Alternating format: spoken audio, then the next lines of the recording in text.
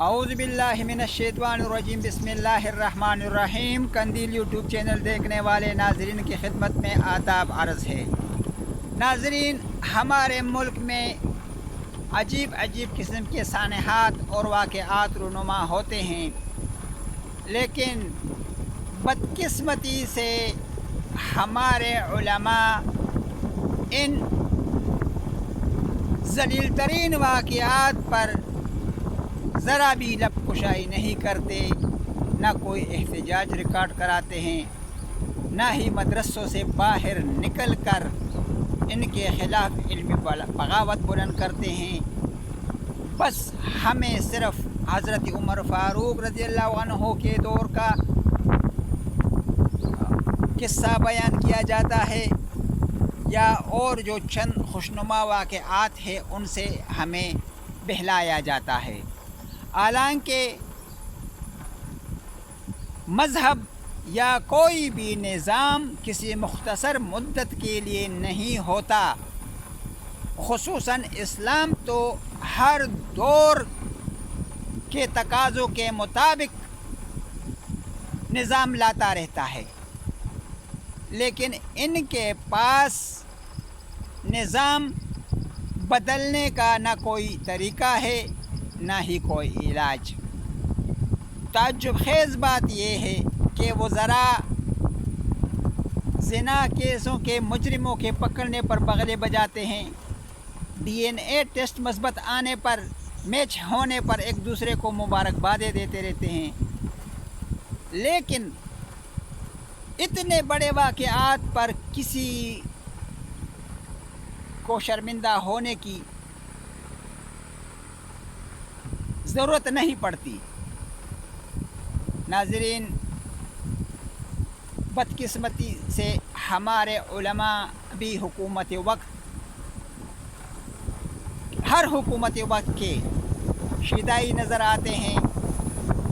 ان میں مذہب سے کوئی لگاؤ نہیں، نہ حالات بدلنے کی یہ کوشش کرتے ہیں۔ اگر ان لوگوں میں ذرا بھی اسلام سے یا اسلامی نظام سے محبت ہوتا تو یہ کسی نہ کسی ایک واقعے کو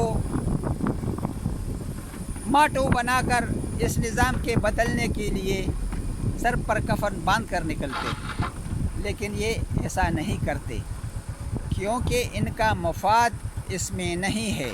ان کا مفاد پرویز خٹک سے حقانیہ کے لیے پیسے لینے میں ہے، یا سعودی عرب سے آئے ہوئے ریالوں کی طرف دیکھنے میں ہے، ورنہ کتنے غلیظ واقعات ہوئے اس ملک میں۔ چھوٹی بچیوں کے ساتھ زنا اور زنا کے بعد قتل، چھوٹے بچوں کے ساتھ زنا اور زنا کے بعد قتل، موٹر وے کا واقعہ، ساہیوال کا واقعہ، کوئی ایک واقعہ تو ہو جس پر یہ قوم غیرت کھا کر علماء کے اقتداء میں نکلے۔ بدقسمتی کی بات یہ ہے کہ ہمارے علماء بھی اب باقاعدہ حصہ دار بن گئے ہیں، چوروں اور اچکوں کے محافظ بن گئے ہیں، ان سے باقاعدہ حصہ لیتے ہیں اور حصہ مانگتے ہیں کمیشنوں میں۔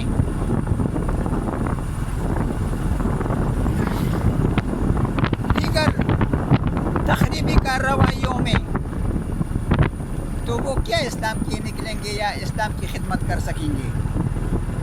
ناظرین،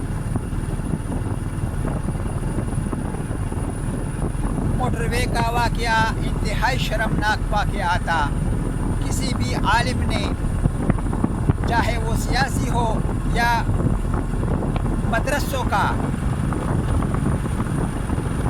باہر نکلنے کی کوشش نہیں کی، نہ کوئی مذمتی بیان جاری کیا۔ اپنے آپ کو وارثان انبیاء کہتے تو یہ نہیں تکتے، لیکن اس نظام کو بدلنے کی کوئی بھی کوشش نہیں کر رہا۔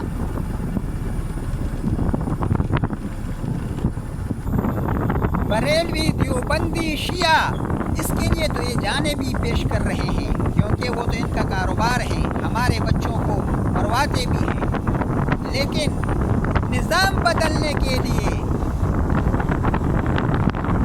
اور شریعت لانے کے لیے یہ لوگ کوئی بھی پروگرام نہیں رکھتے۔ مجھے کوئی مدرسہ بتایا جائے نا، حقانیہ کو پرویز خٹک نے کروڑوں روپے دیے، کہاں گئے؟ کیا حقانیہ میں یا بنوری ٹاؤن میں یا کسی اور بڑے مدرسے میں کوئی آج تک کوئی ریسرچ سینٹر قائم ہو سکا؟ نہیں، ہرگز نہیں۔ ایسا نہ ہوا ہے نہ ہو سکے گا کہ یہ لوگ کوئی درسگاہ بنا ہے، کوئی تجربہ گاہ بنائے، ایسا ان کا تقاضا مت کرے۔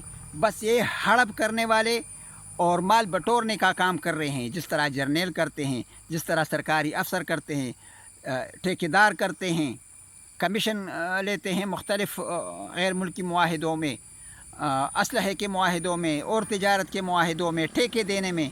صرف یہی ان کا کام ہے اور اسی کے لیے یہ لوگ کام کر رہے ہیں۔ باقی ان سے یہ توقع کرنا کہ یہ ہمارے لیے شریعت نافذ کر لیں گے یا کوئی اور نیک کام کر لیں گے، یہ بے مقصد باتیں ہیں۔ ناظرین، ہم نے سارا جد و جہد اپنے ہاتھوں پر اور اپنے کاندھوں پر یہ لے کر کرنا ہے۔ نہ تو علماء ہمارے کام آ رہے ہیں، نہ جرنیل ہمارے ملک سے مخلص ہے، نہ سیاستدان، یہ جاگیردار، یہ سرمایہ دار، یہ ساروں کا ایک ہی ٹولہ ہے اور یہ ہمیں کھانے اور ہضم کرنے کے چکر میں ہیں۔ 72 سال سے آپ لوگ دیکھ رہے ہیں کہ ہمارے کھوپڑیوں پر یہ لوگ ڈالر اور ریال کما رہے ہیں، ہمارے بچے مر رہے ہیں، ہمارے گھر برباد ہو رہے ہیں اور ان کی عیاشیاں ہیں، محل بن رہے ہیں، جزیرے بن رہے ہیں۔ ماضی میں وظیفے کھانے والے اور سوکھے ٹکڑے چبانے والے آج بکرے اور مرغیاں کھا رہے ہیں۔